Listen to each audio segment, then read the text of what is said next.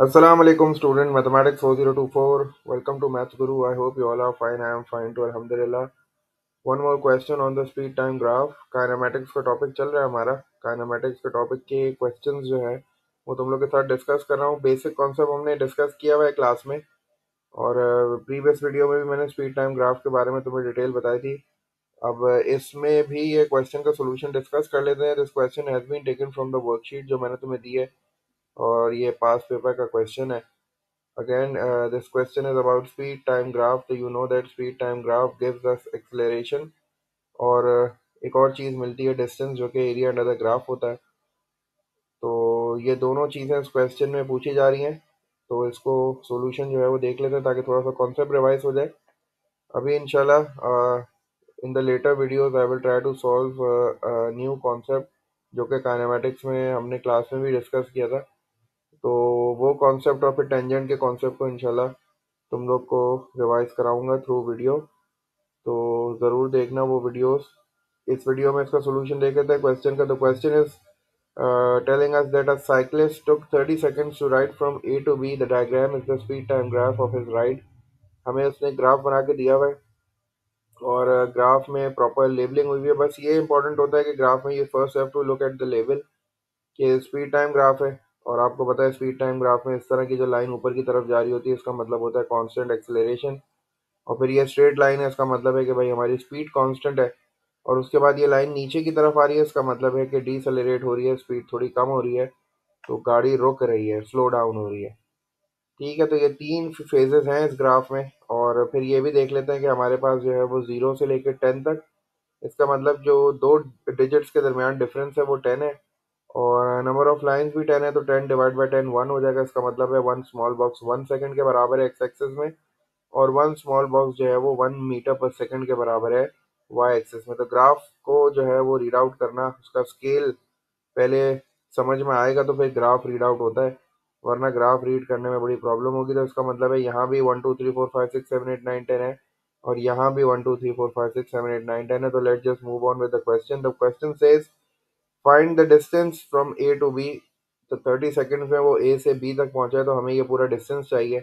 और हमें पता है कि स्पीड टाइम ग्राफ जो है उसमें distance area under the graph होता है. तो ये जितना एरिया आपको नज़र आ रहा है ग्राफ के नीचे, ये हमें कैलकुलेट करना पड़ेगा. ये सारा एरिया जो है वो टोटल डिस्टेंस के बराबर होगा. तो यहाँ जो है वो मैंने दो ट्रेपीजियम जो है उसमें ब्रेक किया है. आप इसको एक ट्राइंगल, एक रेक्टेंगल और एक ट्रेपीजियम में भी ब्रेक कर सकते हो, उससे भी यही आंसर आएगा, लेकिन कैलकुलेशन आपकी बढ़ जाएगी. तो मैंने ये वाला पार्ट जो है इसको ट्रेपीजियम में यहाँ से एक स्ट्रेट लाइन नीचे गिरा दिया. तो ये मेरा ट्रेपीजियम नंबर 1 हो गया, और ये ट्रेपीजियम नंबर 2 हो गया. दोनों का एरिया निकाल के ऐड अप करना है. ट्रेपीजियम के एरिया का फॉर्मूला है half into sum of parallel sides multiply by height. तो अब यहाँ पैरेलल साइड मेरे पास एक ये है जो कि 20 है जिसकी लेंथ, और एक पैरेलल साइड ये है जिसकी लेंथ जो है वो 10 है.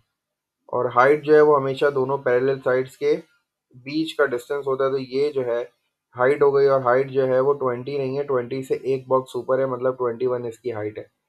ठीक है, तो पहले मैं इसका एरिया फाइंड आउट कर लेता हूँ. Area is equals to half sum of parallel sides multiply by height. Half ऐसे ही आ गया.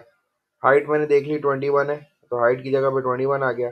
और एक पैरेलल साइड जो है वो 20 है, और एक पैरेलल साइड जो है वो 10 है, तो 10 + 20, और 10 + 20 30 हो गया. 30 और ये 2 30 से डिवाइड हो गया 15 हो जाएगा. 15 को जब आप 21 से मल्टीप्लाई करोगे तो यू विल गेट 315.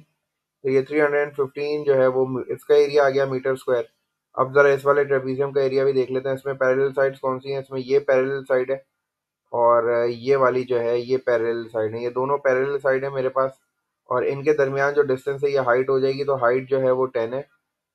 इस वाली पैरेलल साइड की जो लेंथ है ये मेरे पास 21 है, और इसकी जो लेंथ है मेरे पास ये है 16, क्योंकि यहाँ तक 20 है. तो एक नीचे 19 हो गया, फिर 18 हो गया, फिर 17 हो गया, और एक फिर नीचे 16 हो गया. तो इसकी हाइट 16 हो गई. तो मैंने जो है वो अपना एरिया दोबारा जो है वो ट्रेपीजियम का फॉर्मूला लिखा. हाइट 10 है, तो half multiply by 10 multiply by sum of parallel side. The first side is 21 and the second side is 16. तो 21 + 16 किया, उसको 10 से मल्टीप्लाई किया, जो भी आंसर आया उसको 2 से डिवाइड किया, तो मेरे पास जो एरिया आ रहा है दैट इज 185 मीटर स्क्वायर. तो इस वाले ट्रेपीजियम का एरिया 185 मीटर स्क्वायर आ गया. इस वाले ट्रेपीजियम का एरिया 315 आ गया. Since I have to find the total distance from A to B, 30 seconds के बाद उसने कितना डिस्टेंस कवर किया है ये मुझे फाइंड आउट करना है. तो I have to add up these two areas, दोनों को ऐड कर दिया तो मेरे पास टोटल एरिया जो आ गया वो आ गया 500 और मीटर स्क्वायर, और यही जो टोटल एरिया है यही जो है वो टोटल डिस्टेंस के बराबर होगा। तो 500 मीटर जो है वो मेरा डिस्टेंस आ गया from A to B. Second part में कह रहा है his retardation, retardation means negative acceleration या डीसेलरेशन भी कह सकते हैं इसको।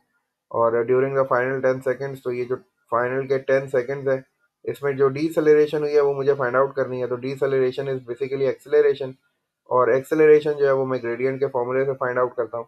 तो उसके लिए आई नीड 2 पॉइंट्स, मुझे 2 पॉइंट्स जो है वो मार्क करने पड़ेंगे। तो फर्स्ट पॉइंट इज दिस 20 और 21, क्योंकि यहाँ x की वैल्यू जो है वो 20 है तो 20 पहले आ गया, y की वैल्यू 21 है तो 21 बाद में आ गया। और ये वाला जो पॉइंट है यहाँ x की वैल्यू 30 है और y की वैल्यू 16 है।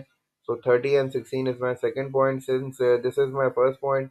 तो इसको x1 y1 या इसको x2 y2 कह सकते हैं, या इसको x1 y1 बोल लो, इसको x2 y2 कह रहे हो, डजेंट मैटर। तो यहाँ मैंने जो है वो 13 और 16 को जो है वो x1 y1 बोल दिया, और 20 और 21 को जो है वो मैंने x2 y2 बोल दिया। लेबल करने के बाद you just have to write the formula, से फॉर्मूला लिखना है बल्कि उसमें डायरेक्ट वैल्यूज डाल दो।